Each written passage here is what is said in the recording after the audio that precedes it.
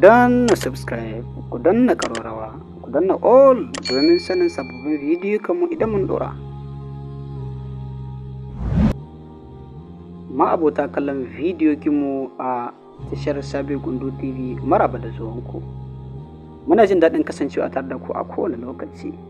A yau ina ɗauke da wani ɗan takaitaccen rahoto akan yadda ake kiwon kaji a ƙasar Libya, ma'ana kajin gidan gona ko kuma ce kajin gidan injin. To kamar da yadda kuke gani, wannan su ne kajin injin. Kuna ganin abubuwan da suke cin abinci da wurin da suke zama, sannan suna da gata sosai, ana musu abubuwa na ban mamaki wanda in aka gaya maka ɗaya daga cikin wasu abubuwan, to in dai ba ka gani da idon ka ba za ka yi mamaki kuma za ka iya cewa ma ƙarya ne. To amma zan yi muku bidiyo na musamman a yanda ake kiwon kajin na injin kin. Wannan zan gwada muku su yanda suke zama a ɗakin da suke zama da irin yadda suke walwala da sauransu.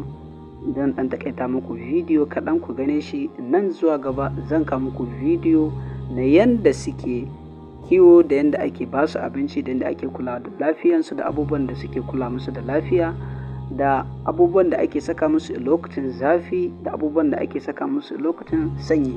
Yanzu dai ga ɗan takaitaccen bidiyo kin da za ku gane su ciki suna ta tattaka rawarsu a cikin gidan da suke suna walwala ma'ana. To kuma ba wani hanzari ba gudu ba. Mafi yawancin mutanen da suke kiwon wannan kajin a ƙasar Libya mutanen mu na Niger.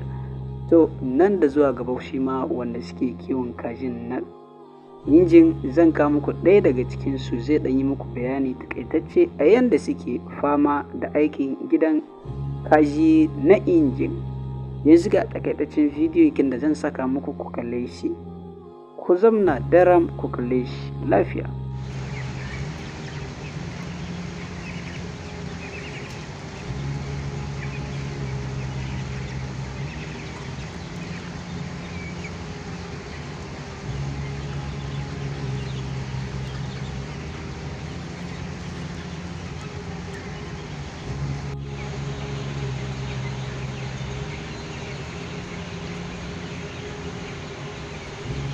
Kuna ganin su kamar yadda suke rayuwa a cikin gidan da suke, saboda kajin yan gata ne, ana musu abubuwa da dama wanda su baka mamaki, wanda duka abubuwan da suke cin abinci ne da wanda suke shan ruwa, yadda ake kula da lafiyarsu. Bidiyo na gaba zan kawo muku ɗaya daga ciki wanda yake aiki na kajin, saboda waka ga bakin mai ita tafi daɗi.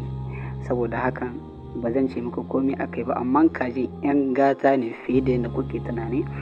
Zan kawo muku ɗaya daga ciki wanda yake aikin kajin ya baku takaitaccen bayani kan irin hidimar da ake ma kajin a nan ƙasar Libya.